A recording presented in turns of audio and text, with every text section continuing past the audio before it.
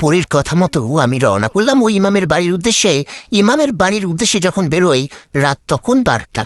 আমি হাঁটতে হাঁটতে পৌঁছে গেলাম ইমাম সাহেবের বাড়ির কাছে।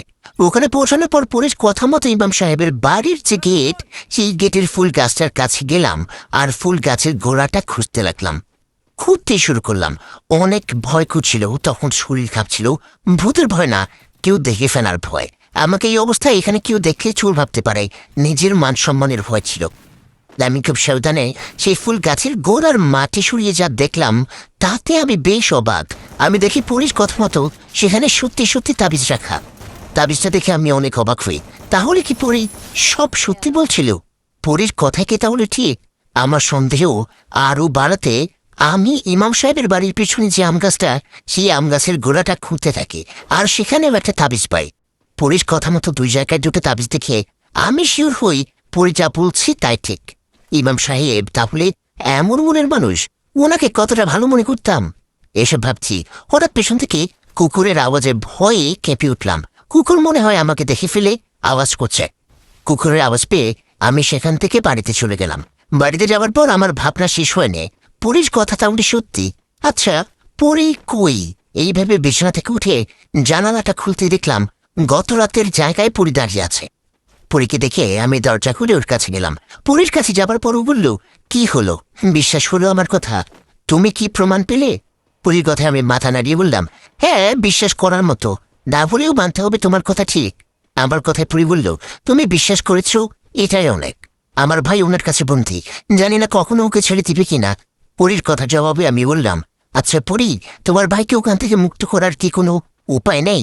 না মানে, ইমাম সাহেব মুক্ত করা ছাড়া তুমি বা আমি কি পারবো না ওকে মুক্ত করতে? আমার কথায় পরী বলল, আমি পারবো না, তবে তুমি পেতে পারো। ইমাম সাহেবের একটা ছেলে আছে, তুমি ওর সাথে ভালো বন্ধুত্ব করো। ওর সাথে ভালো বন্ধুত্ব হলে তুমি ওদের বাড়িতে যেতে পারবা। তুমি ওদের বাড়ি যাবার পর দেখবা ইমাম সাহেবের একটা ছোট ঘর আছে। ওই ঘরে ইমাম সাহেব থাকে না, ওই ঘরে অনেক ভয়ঙ্কর জিনিস রাখা, ওগুলো দিয়ে কারো সাথে করেও নেই। সেই ঘরে গেলে তুমি দেখবা আরবিতে লেখা একটা মাটির পাত্র আছে, আর সেই পাত্রের ভিতরে একটা পুতুল। সেই পুতুলের গলাও হাতে সুতো দিয়ে বাঁধা।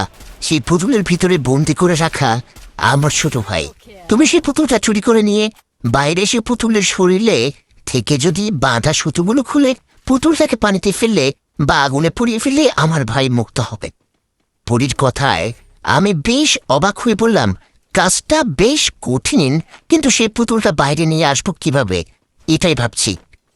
তখন পরী বলল, সে চিন্তা করো না, আমি তোমাকে সেম কিরকম একই রকম আর একটা পুতুল দেব। তুমি শুধু পুতুলটা পাল্টাপাল্টি করবা, তাহলে হবে। পুতুলটা পাল্টে দিলে ইমাম সাহেবও সহজে বুঝবে না। পরীর কথায় আমি রাজি হলাম, আর ওর কাছে বিদায় নিয়ে ঘরে গিয়ে শুয়ে পড়লাম। এই ঘটনার পরের দিন থেকে আমি ইমাম সাহেবের ছেলে হুসাইনের সাথে চলতে থাকি। হুসাইনের সাথে আমার আগে থেকে পরিচয় ছিল, কথাবার্তার হতো। একই গ্রামের ছেলেই, বুঝতে পারতেন। পরীর প্ল্যান মতো আমি ইমাম সাহেবের ছেলে হুসাইনের সাথে চলতে থাকি। এভাবে বেশ কিছুদিন পর হুসাইনের সাথে আমার বন্ধুত্ব হয়ে যায়। দুজনের বন্ধুত্ব হওয়ায় দুজনের বাড়িতে যাওয়া আসা করি। ওর সাথে আমার ভালো বন্ধুত্ব হওয়ায় একদিন রাতে পরীর সাথে আমি আবার দেখা করি আর বলি, পরী, আমার তো ইমাম সাহেবের ছেলের সাথে বন্ধুত্ব হয়ে গেছে, আমরা এখন একে অপরের বাড়িতে যাওয়া আসা করি। কাল আমি আমার কাজ করব, তুমি আমাকে 3 রকমের একটা পুতুল দাও। আমার কথায় পরী সেটাই করল, আমাকে ওরকম আরেকটা পুতুল দিল। পুতুলটা নেয়ার পর আমি বললাম, ঠিক আছে, কালকে আমি যাব ওদের বাসায় আর তোমার ভাইকে মুক্ত করব। আমার কথায় পরীর চোখে পানি চলে আসলো। তখন পরী বলল, আমার জন্য তুমি এত কিছু করছো, আমি তোমাকে কখনো ভুলবো না, ভুলতে চাই না। পরীর কথায় আমি বেশ খুশি হই, কেননা আমি কয়দিনে পরীর মায়ায় পড়ে গেছি, পরীকে ভালোবেসে ফেলেছি। জানি না আমাকে পরীর ভালো লাগে কিনা, তবে ওকে আমার অনেক ভালো লাগে। আমি পরীর দেয়া পুতুলটা নিয়ে ঘরে গিয়ে ঘুমিয়ে পড়ি। পরের দিন প্ল্যান মতো সেই পুতুলটা আমার কাছে খুব সাবধানে লুকিয়ে রাখি। লুকিয়ে রেখে সেদিন ইমাম সাহেবের ছেলে হুসাইনের সাথে বাহিরে আড্ডা দেই আর ওর বাড়িতে যেতে চাই। আমার কথাই হুসাইন রাজি। ও রাজি হওয়ায় আমরা ওর বাড়িতে যাবার সময় পথে সাজিদের সাথে দেখা। সাজিদের সাথে দেখা হতেই ও বলল, বাবা, নতুন বন্ধু, বা ভালো, তা আমরা কি দোষ করলাম শুনি? হঠাৎ আমাদের সাথে মানুষ চলাফেরা বন্ধ করলো কেন? ওর কথায় আমি বললাম, আরে না, তেমন কিছু না, তোর মতো হোসাইনও তো আমার ভালো বন্ধু। যা, তুই বাড়িতে যা, আমি কাল তোর সাথে কথা বলছি। আমার কথায় সাজিদ কিছু না বলে বাড়িতে চলে গেল। ও চলে যাবার পর আমিও হোসেন চলে গেলাম ওদের বাড়িতে। হোসেনের বাড়িতে যাবার পর আমি ওকে বলি, আচ্ছা হোসেন, একটা কথা, আমি তোদের বাড়িতে আরো কয়েকবার আসছি, আমি একটা জিনিস খেয়াল করি, তোদের থাকার রুম এইগুলা, কিন্তু সাইডে ওই ছোট রুমটা কিসের? আমার কথায় হোসেন বলল, ও ওই রুমটার কথা বলছিস, ওটা তো বাবার পার্সোনাল রুম, বাবা ওখানে কিছু কাজ করে, যাবি ওই ঘরে দেখবি? হ্যাঁ দেখবো, চল না দেখি ভিতরে কি। আমার কথায় হোসেন আমাকে ওই ঘরটাতে নিয়ে গেলেন। ওই ঘরে যাবার পর আমি দেখলাম আসলেই ঘরটা অন্যরকম। ওখানে যাবার পর হোসেন বলল, নিশাদ, এখানে কোনো জিনিস হাত দিবে না, তুই তো জানিস বাবা কবিরাজিও করে, উনি এই ঘরে এসব পাত্রে জিন পরে বন্দি করে রাখে, এই ঘরে বাবা আমাদের আসতে মানা করে, উনি এখন বাইরে বলেই তোকে নিয়ে আসলাম। হোসেনের কথায় ওকে বললাম, আরে বাইরে থেকে কে ডাকে? সাজিদ? না দেখতো হোসেন, তোদের গেটের কাছে গিয়ে দেখতো সাজিদ আসলো কিনা, ও তো বাড়িতে গেল। আমার কথায় হোসেন গেটের দিকে যাওয়ায় আমি পুরীর কথা মতো দ্রুত আমার সাথে নিয়ে যাওয়া পুতুলটা ওখানে রেখে পুরীর ভাইকে বন্দি করা পুতুলটা আমার সাথে নিয়ে নিলাম। পুতুলটার সাথে নিয়ে ভয় ছিলাম, ভেবেছিলাম হোসেন বুঝতে পারবে কিনা, কিন্তু না, ও বুঝতে পারেনি। হোসেন কিছু বুঝতে না পারায় আমি ওদের বাড়িতে আর কিছুক্ষণ থেকে বাড়িতে চলে আসি। বাড়িতে এসে ঘরের দরজা লাগিয়ে পুরীর কথা মতো সেই পুতুলের শরীরে বাঁধা সুতোগুলো খুলে দেই আর পুতুলটা পানিতে ফেলে দেই। যাক বাবা, অনেক ভালো লাগছে, পরীর ভাইকে তাহলে মুক্ত করতে পারলাম। পরীর ভাইকে মুক্ত করায় আমি বাকি দিনটুকু আর কোথাও যাইনি, বাড়িতে থাকি। সেদিন রাতে আমি পরীর সাথে দেখা করায় পরী অনেক খুশি মনে আমাকে জড়িয়ে ধরে আর বলে, নিশাদ, আমি অনেক খুশি, তুমি আমার ভাইকে মুক্ত করেছ, চলো আমার সাথে চলো। এই বলে পরী আমাকে সুন্দর একটা জায়গায় উড়িয়ে নিয়ে গেল। সেখানে যাবার পর পরী আমার পাশে পাশে বসে বলল, আমি ভাবতে পারছি না আমার ভাই মুক্ত হবে, ও ছাড়া তো আমার কেউ নেই, তুমি ওকে মুক্ত করেছ, আমি তোমার উপর অনেক খুশি।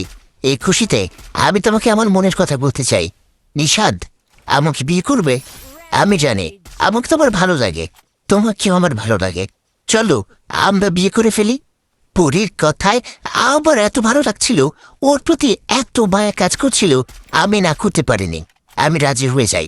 আমি রাজি হওয়ায় পরী আমাকে বলে, ঠিক আছে, কাল তোমার আমার বিয়ে হবে, তুমি কাল রাতে ঘরে থাকবা, জানালা খোলা রাখবা, আমি তোমাকে ডাকলে তুমি বেরিয়ে আসবা, ওকে? পরীর কথায় আমি রাজি হলাম। তারপর আমরা সেখানে আরো কিছুক্ষণ থাকার পর পরী আমাকে বাড়িতে রেখে গেল। ও আমাকে বাড়িতে রেখে যাওয়ায় আমি একটু পরেই ঘুমিয়ে পড়ি। আমি ঘুমানোর কিছুক্ষণ পর মায়ের ডাকে আমার ঘুম ভেঙে যায়। আমার ঘুম ভেঙে যাওয়ায় মা আমাকে বলে, নিশাদ, তাড়াতাড়ি উঠে আয়, একটা অবাক করা ঘটনা ঘটছে, সেলিম ভাইয়ের মেয়ে সুমি আছে না, সুমিকে জেনে ধরেছে। বিষয়টা এখানে থেমে নেই, সুমি আমাদের গ্রামের ওই বড় গাছটা, সেই গাছের উপরে ডালে উঠে বসে আছে, ওকে নাকি কেউ নামাতে পারছে না, গ্রামে সবে জড়ো হয়েছে, সেইখানে চল চল। একটু আগেই ঘুমালাম, কাছে ঘুমটা ভেঙে দিলা, কি আর করার, যাই দেখি কি হইছে। এভাবে মা বাবাও আমি চলে গেলাম সেখানে। সেখানে যাওয়ার পর দেখলাম আসলে গ্রামের সবাই জড়ো হয়েছে সেখানে, সবার হাতে লাইট, রাতের অন্ধকারেও মনে হচ্ছে আলোতে দিন হয়ে গেছে। সেখানে যাবার পর আমি দেখলাম মেয়েটা গাছের উপরে বসে আছে। আমি একজনকে জিজ্ঞেস করা, সে বলল দুজন একটু আগে গাছে উঠতে গিয়েছিল, কিন্তু উঠতে পারে না, পড়ে যায়। কিন্তু এভাবে তো থাকা যায় না, গ্রামের একটা যুবতী মেয়ে গাছের উপর বসে আছে, ওকে তো নামাতে হবে। এই ভেবে আরো দুজন গাছে উঠার সাহস করলেন। আগের দুজনের মতো এই দুজনও গাছের বেশ কিছুটা উঠে হঠাৎ করে পড়ে গেল। ওরা পড়ে যাওয়ায় ওদের জিজ্ঞেস করা হলে ওরা বলে, আমরা গাছটাতে ওঠার সময় হঠাৎ মনে হলো কেউ ধাক্কা দিয়ে ফেলে দিল। ওদের কথায় একজন বলল, আচ্ছা ইমাম সাহেব কোথায়, ওনাকে নিয়ে আসো। তখন ইমাম সাহেবের ছেলে হোসেন বলল, বাবা তো বাড়িতে নেই, বড় আপুর বাড়িতে গেছে, বাবা থাকলে তো এখানে আসতোই। কি একটা অবস্থা, মেয়েটা গাছের উপরে কখন না জানি পড়ে যায়। এ ঠিক একটু পর আরেকজন বললেন, এবার আমি উঠবো গাছে। এই ভেবে ও লাইট হাতে গাছে উঠতে লাগতো। গাছে ওঠার সময় হঠাৎ উনি চিৎকার দিয়ে গাছ থেকে নামতে লাগলেন। ওনার চিৎকার সবাই বলতে লাগলেন, কি হয়েছে, চিৎকার দিচ্ছ কেন? তখন দ্রুত নিচে নেমে বলল, দেখলেন না কত বড় সাপ? আমি গাছে ওঠার সময় সাপটা আমার দিকে এগিয়ে আসছিল। কই সাপ? আমরা তো কিছুই দেখলাম না। পরপর এরকম ঘটনা ঘটায় আর কেউ সাহস করছিল না গাছে ওঠা। সবাই মেয়েটার জন্য আফসোস করছে। এমন সময় সেখানে একটা পাগড়ির মতো বৃদ্ধা মহিলা আসলো। ওনার শরীরে কেমন অদ্ভুত পুরনো পোশাক, ওনার মুখটা দেখা যাচ্ছিল না। সেই পাগলির মতো বৃদ্ধা ওখানে আসার একটা বাজে পচা গন্ধে এসেই সবার নাকে লাগে। মনে হলো বাতাসে একটা গন্ধ ভেসে আসে। সেই গন্ধে সবাই নাক চেপে ধরে বলল, গন্ধে মরে যাচ্ছি, কেউ এই পাগলিকে সরাও, এই পাগলি চলে যায় এখান থেকে। কথাটা বলে অনেকে বমি করতে লাগলো। এমন সময় চলে গেল সেই বৃদ্ধা পাগলিটা। উনি চলে যাবার পর হঠাৎ করে গাছের উপরে থাকা মেয়েটা পড়ে গেল মাটিতে। ও মাটিতে পড়ে যাওয়ার সাথে সাথে ওর পা ভেঙে যায়, আরও জ্ঞান হারিয়ে ফেলে। মেয়েটা জ্ঞান হারানোর ফলে ওকে নিয়ে বাড়িতে যাওয়া হয়। মেয়েটাকে ওর পরিবারের লোক বাড়িতে নিয়ে যাওয়ায় আমরা বাড়িতে চলে যাই। বাড়িতে যাবার পর সেই রাতে আর কোনো সমস্যা হয়নি। আমরা সেই রাতে ঘুমিয়ে যাই। পরের দিন সকালে ঘুম থেকে ওঠার পর মা আমাকে বলে, বাবা নিষাদ, আমারও তোর বাবার শরীরটা খারাপ, বাজার থেকে ওষুধ স্যালাইন এনে দিত। মায়ের কথায় আমি কি হয়েছে জিজ্ঞেস করায় মা বলল, বমি আর পেটে সমস্যা, মানে ডায়রিয়া। মায়ের কথাটা শুনে স্বাভাবিকভাবে নিয়ে ওদের ওষুধ স্যালাইন এনে দেওয়ার পর আমি জানতে পারি শুধু মা না, মা বাবার মতো আরো অনেকের এই একই সমস্যা দেখা দিয়েছে। একবারে গ্রামের এত মানুষের এরকম পেটে সমস্যা হয় কিভাবে? সবার কি ছোঁয়াচে রোগ হলো নাকি, নাকি ভুতুরে কোনো সমস্যা? এসব মনে মনে বলছি আর ভাবছি রাতে তো পরেই আমার কাছে আসবে। আজকে তো ওর আর আমার বিয়ে, ও আসলে ওকে জিজ্ঞেস করবো গ্রামে কি সমস্যা। এসব ভাবতে ভাবতে মনের মধ্যে বেশ ফুর্তি নিয়ে দিনটা পার করলাম। পরের কথা মতো রাত হতে আমি অপেক্ষা করতে লাগলাম কখন আসবে আমাকে ডাকবে। এইভাবে জানালা খুলে বারবার বাইরে দেখছি। রাত তখন 12টা। আমি জানালা খুলে দেখি পরি দাঁড়িয়ে আছে। ওকে দেখে আমি ওর কাছে চলে গেলাম। আমি ওর কাছে যাওয়ায় ও আমার হাত ধরে বলল, আজ তোমার আমার বিয়ে, কেমন লাগছে তোমার? পরীর কথায় আমি বললাম, অনেক ভালো লাগছে। আমি ভাবতে পারিনি একটা সুন্দরী পরীর সাথে আমার বিয়ে হবে। আমার কথায় পরি বলল, তাহলে চলো তোমাকে আমার রাজ্যে নিয়ে যাই, ওখানেই আমাদের বিয়ে হবে। তুমি চোখ বন্ধ করো, আমি বললে তখন চোখ খুলবা। পরীর কথায় আমি চোখ বন্ধ করলাম। পরি আমাকে তার রাজ্যে নিয়ে যাবে। ঠিক তখনই সেখানে দৌড়ে আসলেন আমার বন্ধু সাজিদ ও আমাদের ইমাম হুজুর। ইমাম হুজুর এসেই ওনার হাতে থাকা পানি পরি থেকে ছুড়ে দিতেই আমার চোখের সামনে ভয়ঙ্কর একটা রূপ নিয়ে সেখান থেকে চলে গেল। পরির এমন রূপ দেখে আমার মাথায় যেন আকাশ ভেঙে পড়ল। আমি হা হয়ে পাথরের মতো দাঁড়িয়ে রইলাম। আমার এমন অবস্থা দেখে সাজিদ দৌড়ে আমার কাছে এসে আমাকে ধাক্কা দিয়ে বলল, নিশা তুই ঠিক আছিস তো? জানিস তুই কত বড় ভুল করতে গেছিলি? সাজিদের কথায় যেন আমার হুঁশ আসে। আমার হুঁশ আসায় আমি ইমাম হুজুরকে কিছু বলতে যাব, ঠিক তখনই উনি আমাকে বললেন, পাগল তুমি জানো তুমি কি ভুল করছো? তুমি যাকে পরি মনে করে কথা বলছো সে কোনো পরি না, সে একটা ভয়ঙ্কর ডাইনি। কবরস্থানের পাশে যে অভিশপ্ত পরি থাকে, এই পরিটা সেই পরি। ওই অভিশপ্ত পরি তোমাকে বোকা বানিয়েছে। ইমাম সাহেবের কথায় আমি সেখানে বসে পড়লাম আর মাথায় হাত দিয়ে বললাম, কি? না না, ও তো ভালো পরি, ও সেই অভিশপ্ত পরি হতে পারে না। আমরা একে অপরকে ভালোবাসি। আজ আমাদের বিয়ে হওয়ার কথা ছিল। খারাপ তো আপনি ইমাম সাহেব। আমার কথা ইমাম সাহেব বললেন, বোকা তুমি একটা বোকা। ও কোনো সাধারণ পরি নয়, ওর মূল উদ্দেশ্য খারাপ। ও সেই কবরস্থানের অভিশপ্ত পরি। ও তোমার সামনে ভালো রূপে আসছে। কেন আসছে জানো? কারণ আমি ওর ছেলেকে আমার কাছে বন্দি করে রাখছি। কি? আপনার কাছে বন্দি ছিল ওর ছেলে? ও তো আমাকে বলছে আপনি ওর ভাইকে বন্দি করে রাখছেন। আমার কথা ইমাম সাহেব বললেন, না, ওটা ওর ছেলে। সেই পরীক্ষা নিয়ে অনেক ইতিহাস আছে। তোমাকে শুধু একটা কথা একটুকুই বলি, ওই পরি গ্রামের সবাইকে ভয় দেখাতো। কেউ রাতে কবরস্থানের ওদিক দিয়ে যাওয়া আসা করতে পারতো না। তাই আমি সবার কথা ভেবে ও ছেলেকে বন্দি করি। আর পরীকে বলি, তুমি যদি আর গ্রামের কারো কোনো ক্ষতি করো বা ভয় দেখাও তাহলে তোমার ছেলেকে মেরে ফেলবো। এই ভেবে ওর ছেলেকে একটা পুতুলের মধ্যে আটকে রাখি। আর তুমি বোকা ছেলে পরীর মায়াজালে পড়ে ওর কথা বিশ্বাস করে সেই পুতুল থেকে ওর ছেলেকে মুক্ত করে দিয়েছ। এখনো গ্রামের কাউকে ছাড়বে না। তুমি কি ভাবছো আজও তোমাকে বিয়ে করতো? না, আজও তোমাকে বলি দিত, মেরে ফেলতো। আল্লাহর রহমতে আমরা সঠিক সময় আসছি। আমরা আশায় তুমি তো বেঁচে গেলে, কিন্তু এখনো বড় বিপদ কাটেনি। এখনো অনেক সমস্যা আছে, অনেক অজানা কথা জানা বাকি। ইমাম সাহেবের কথায় আমি ভয়ে ভয়ে বললাম, কি সমস্যা, কি বিপদ? আমার কথায় ইমাম সাহেব বললেন, আমার ধারণা তোমার জন্য পুরো গ্রামের মাঝে নেমে এসেছে অভিশাপ। সবাই বিপদে পড়বে তোমার জন্য। ওই ওই অভিশাপ তো পরে বয়স অনেক, ও এত সহজে গ্রামের কাউকে ছাড়বে না। আমি এতদিন ওর ছেলেকে আমার কাছে বন্দি করে রেখেছি, তাই ও কিছু করেনি। ও জানে ও গ্রামের কাউকে ভয় দেখালে বা ক্ষতি করলে ওর ছেলেকে আমি মেরে ফেলবো। এখন ওর ছেলে মুক্ত হয়েছে, এখন কেউ রক্ষা পাবে না। ইমাম সাহেবের কথায় আমি ওনাকে বললাম, আমি অনেক বড় ভুল করে ফেলেছি। আপনারা সঠিক সময়টা আসলে হয়তো পরি আমাকে নিয়ে যেত। বিশ্বাস করেন আমি একটু বুঝতে পারিনি ওর চাল। ওর মায়ায় পড়ে আমি সব ভুলে গেছি। আমার কথায় বন্ধু সাজিদ বলল, নিশাদ তোর আগে বলা উচিত ছিল ওই পুরীর বিষয়ে। তোর কি মনে আছে আমি আর তুই কবরস্থানে গিয়েছিলাম ভিডিও করতে? সেই দিন আমি ওই অভিশপ্ত পরীকে দেখি জ্ঞান হারিয়ে পড়েছিলাম, কিন্তু আমার ক্যামেরা অন ছিল। আমি 2-3 দিন পর আমার ক্যামেরা চেক করতে গিয়ে দেখি সেদিন আমি জ্ঞান হারানোর পর তুই আমার কাছে দৌড়ে আসছিলি, এসে কার সাথে জানি কথা বলছিলে। ক্যামেরায় শুধু তোকে দেখা যাচ্ছিল। তোকে দেখে মনে হয়েছিল তোর সামনে কেউ দাঁড়িয়ে আর তুই কারোর সাথে কথা বলছিস। তোর এমন আচরণে আমার সন্দেহ হয়। আমার সন্দেহ থেকে আমি ইমাম সাহেবের কাছে যাই আর তোর বিষয় খুলে বলি। সব শুনে ইমাম সাহেব খোঁজ নিয়ে জানতে পারে তোর কাছে যে পরী আসে সে আর অন্য কেউ না, সে ওই অভিশপ্ত পরীটা। আমরা ওই খবর পেয়ে দৌড়ে তোর কাছে আসি। আমরা যদি আর কয়েক সেকেন্ড পরে আসি তাহলেও তোকে বিয়ে করার নাম করে নিয়ে যেত আর বেড়ে ফেলতো। সাজিদের কথায় আমি কি বলবো না বলবো বুঝতে পারছি না। আমি এটা কি করলাম? নিজের ভুল বুঝতে পেরে ইমাম সাহেবকে বললাম, ইমাম সাহেব এখন কি করব? আপনি তো অনেক কিছু জানেন, আপনি একটা উপায় বলেন। আমার কথায় ইমাম সাহেব বললেন, এখন আর কি করার, ওই পরী আমার নিয়ন্ত্রণের বাহিরে চলে গেছে। এখন কালকে রাতে ওকে হাজির করতে হবে, করেই কথা বলতে হবে। ই বলে উনি সাজিদকে বললেন আপনাকে বাড়িতে রেখে আসতে, আর কাল রাতের বেলা পুরো গ্রামের মানুষকে এক জায়গায় জড়ো হতে। ওনার কথায় সাজিদ সেটাই করলেন। আমাকে নিয়ে গেলেন বাড়িতে।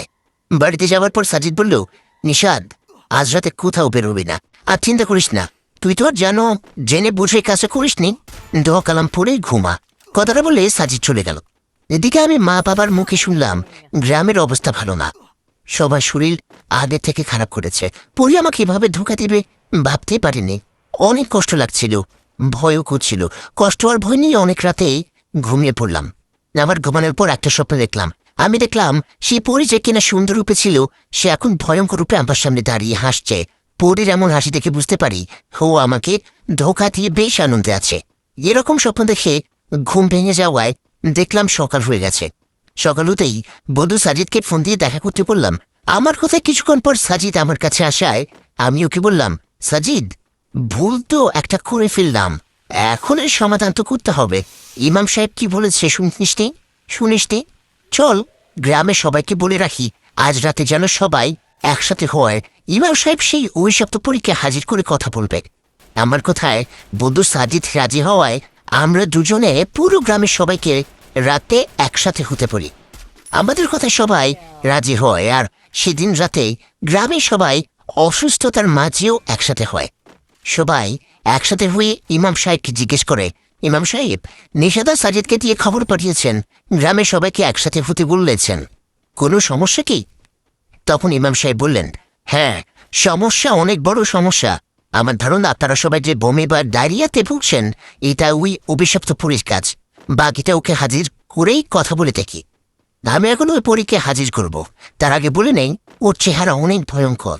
কেউ ভয় পাবেন না, চিৎকার দিবেন না, ভয়ে দৌড়াদৌড়িও করবেন না। ও কি বলে শুধু শুনে যাবেন।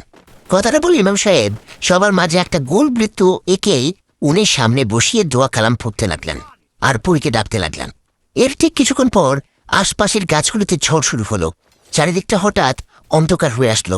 হঠাৎ এরকম হওয়ায় অনেকে ভয়ে একজন আরেকজনের কাছাকাছি ঘেঁষে বসলো। এরকম অবস্থায় সেখানে এসে হাজির হলো সেই অভিশপ্ত পরী। ও চেহারাটি অনেক ভয়ঙ্কর। সেই পরী এসে ইমাম সাহেবকে বলল, ইমাম কেমন আছিস? অনেকদিন ধরে তোর মুখোমুখি হতে চেয়েছিলাম কিন্তু পারিনি, কারণ তোর কাছে আমার ছেলে বন্দি ছিল, তাই এখন আমার ছেলে মুক্ত, এখন তোর মুখোমুখি হয়েছে, এখন থেকে সাবধানে থাকবি। পুলিশ কথায় ইমাম সাহেব বললেন, আমাকে ভয় দেখিয়ে কোনো লাভ নেই, আমি ওগুলোতে ভয় পাই না, ভয় পাই একমাত্র আল্লাহ তাআলাকে। তোকে এখানে কেন ডাকছি জানিস নিশ্চয়ই, গ্রামের সবাই এখানে আছে, তোর যা বলার আছে বল। ইমাম সাহেবের কথায় পরি বলল, হ্যাঁ বলবো, আজ আমি সবটা বলবো। এরকম একটা দিনের অপেক্ষা করছিলাম, গ্রামের সবাই এখানে উপস্থিত আছে। শোন ইমাম, আমিও আমার স্বামী ওই কবরস্থানের জায়গায় যে পুকুর ছিল সেখানে থাকতাম শত শত বছর ধরে। আমরা ওখানে থাকায় তোদের গ্রামের অনেকে সমস্যা হয়, আর তোদের পূর্বপুরুষ আমাদের সাথে ঝামেলা করে।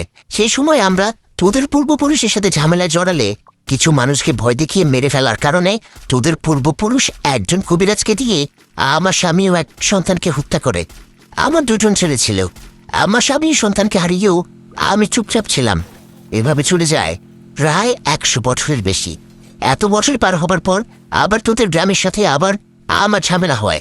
তোদের গ্রামের সবাই ঠিক করে আমি যেখানে থাকি ওই জায়গাটা ভরাট করে কবরস্থান তৈরি করা। আমি তোদের সাবধান করলেও শুনিস নে, কবরস্থান তৈরি করছিলি।